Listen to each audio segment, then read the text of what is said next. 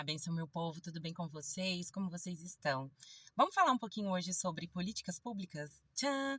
Então, a gente tem participado de muitos movimentos, a gente tem participado de muitas reuniões, tem feito também alguns encontros no nosso terreiro, como a gente teve recentemente, final de semana, o encontro de jovens, e a gente fala muito sobre políticas públicas. E muitas pessoas vêm falar comigo, tirar algumas dúvidas, por eu ser uma gestora pública, sobre o que são políticas públicas, que eu acho muito importante nesse momento que a gente está ingressando com os dois pés no peito do governo, a gente saber o que são as políticas públicas para a gente poder depois saber como fazer, como ir atrás, como fazer acontecer, enfim. Política pública, ela é um grupo de ações que o governo toma para realizar determinada tarefa.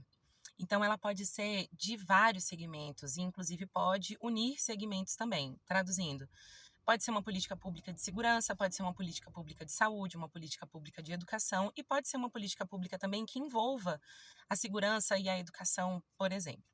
No nosso caso, a gente pensa em política pública para pessoas de terreiro. Né? Mas o que é isso? O que isso quer dizer? O que a gente está buscando?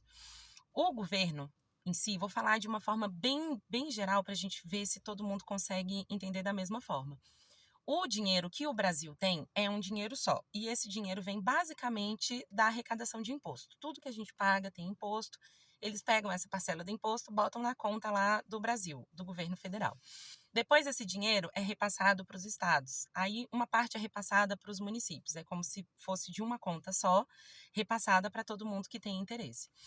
E quando a gente escolhe fazer, o governo escolhe fazer uma política pública, a gente tem um dinheiro só, né, entre aspas, para resolver o problema de todo mundo. Então, por que a gente vai escolher resolver o problema desse grupo em detrimento desse outro grupo aqui? Por isso que a gente fala que a gente precisa de número. Porque se essa demanda aqui, se esse problema, a gente resolvendo esse problema, ele vai atingir 20 pessoas. E com esse mesmo dinheiro, com esse mesmo valor, a gente vai atender 50 mil pessoas, por que a gente vai atender 20 e não 50 mil? A gente vai pelo bem maior.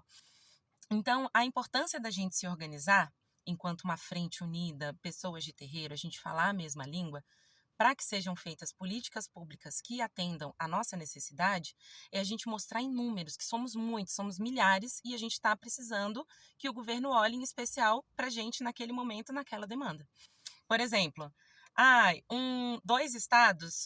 dois municípios do mesmo estado estão precisando de escola, de creche.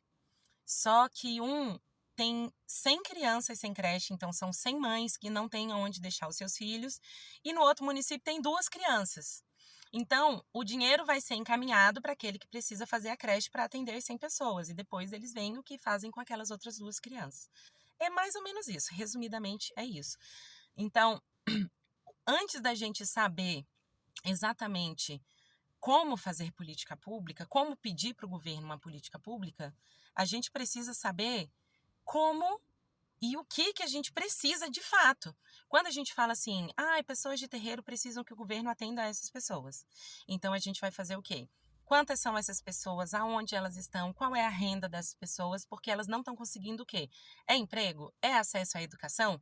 É mais ou menos isso que a gente está tentando fazer. Identificar quem somos, quais são as nossas necessidades, para daí a gente poder pleitear uma política pública.